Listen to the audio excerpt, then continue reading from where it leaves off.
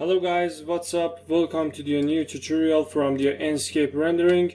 I'm Surush from the SketchUp Arc Studio. So before we start this video, like and subscribe our YouTube channel. So let's get to work.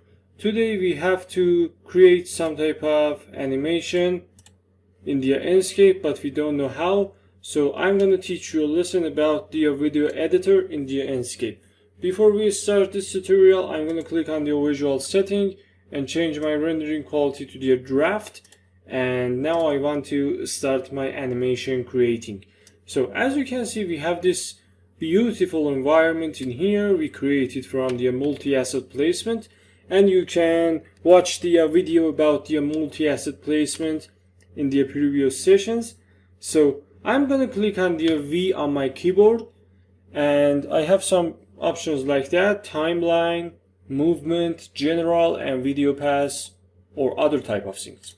So I'm gonna press F on my keyboard, switch it to the scene number 54,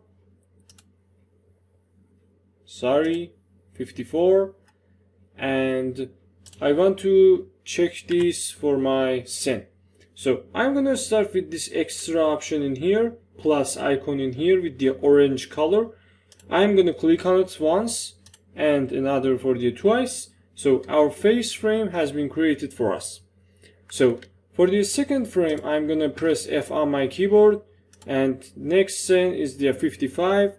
I'm gonna switch on it, press V on my keyboard, and now I'm gonna press another time the plus option in here and here. As you can see, the first scene is the 54 and the second frame is the 55. So I'm going to close it, press F on my keyboard and select 56, and this is my last frame about this animation. So I'm going to close it, press V on my keyboard, and another time I'm going to click on it. So when I click on the first scene and press play, as you can see, we have this type of fast rendering. So it's not realistic because we need wind, bloom, motion blur, and other type of things for making realistic video.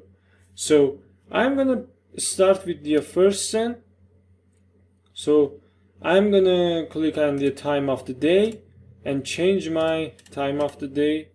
For example, I need shadows, so I'm gonna switch it near to the morning, for example 6 a.m.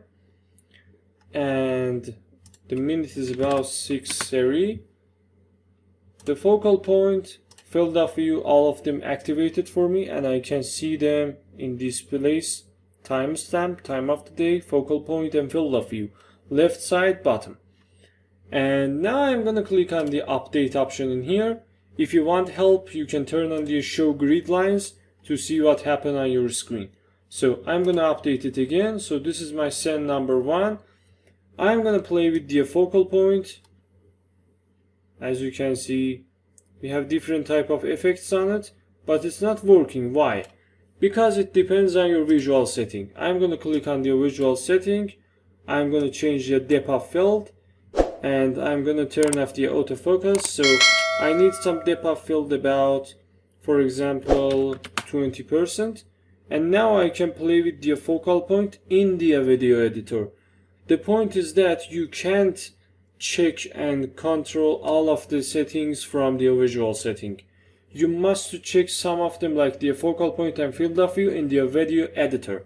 So I'm going to play with the focal point in here. As you can see, we have some bright thing in here. I'm going to reduce the depth of field from 20 to 10. Now I'm going to play with the focal point. Something like that is not bad. Maybe some number like this, 1.34.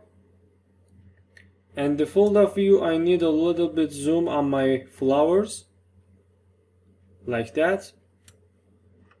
So this flower I downloaded from the Enscape asset library, and it's really wonderful about the quality, CG art, and other type of things. So I'm going to type 76 on my field of view in here, and remember, you must click on the update option in the video editor. So my first scene has been created for me, but the second scene, when I click on it, as you can see, we have some view like that, but field of view not changed for me, and it's a little bit different from the others. So I'm going to turn on the timestamp in here.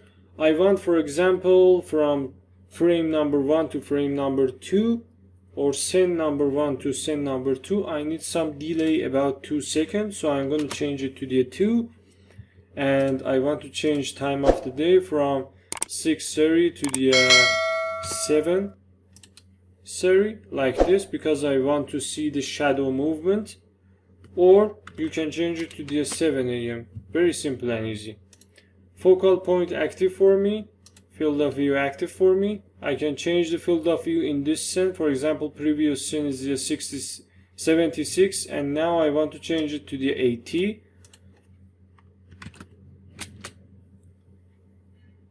To make my render much realistic and cinematic, so I'm going to click on the update option in here. Another render we have is the second scene. I'm going to click on it, and this is my last scene, so I'm going to click on the timestamp, and the time is about 4 seconds for all of them. Now, as you can see in the timeline, we have equal scene times for all of them. I'm going to click on the time of the day and change my time of the day to the 7, from 7 a.m. to 7:30, and I press enter. So the focal point is active, field of view is active, and I want some a little bit far field of view, FOV, and change it to the 86 and press update on my video editor. So when I switch to the first frame and I press play, as you can see, we have some animation like this, but it's not cinematic and realistic because we don't have any wind or other type of things on it. I'm going to click on the visual setting in here, and we have some different settings for it. The first one is the exposure. I'm going to increase the exposure to the 54, and I'm going to come to the image bar, restore my highlight and shadows, and turn on the auto contrast. In the video editor and creating animations in the Enscape, always use auto contrast because it detects automatically and it's very simple and easy for you.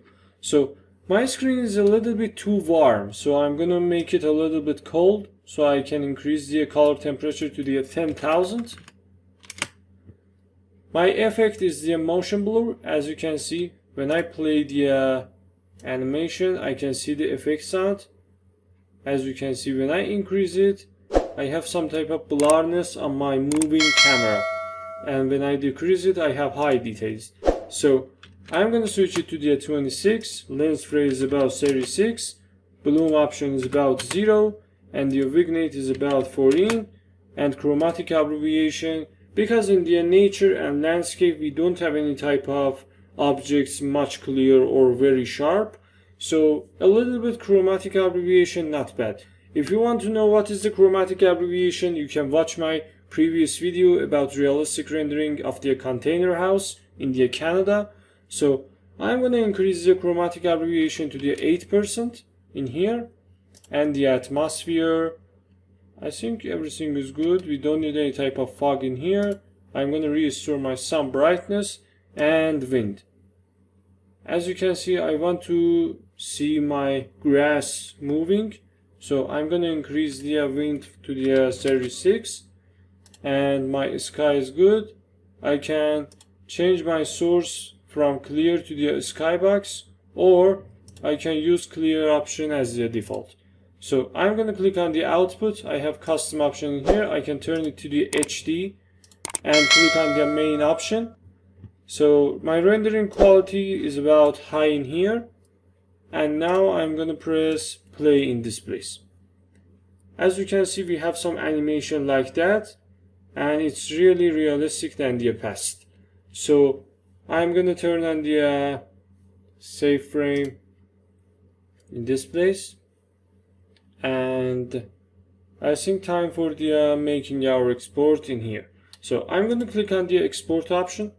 I want HD, compression quality on the Blu-ray and FPS is about series good, and I only want to click on the export option in this place.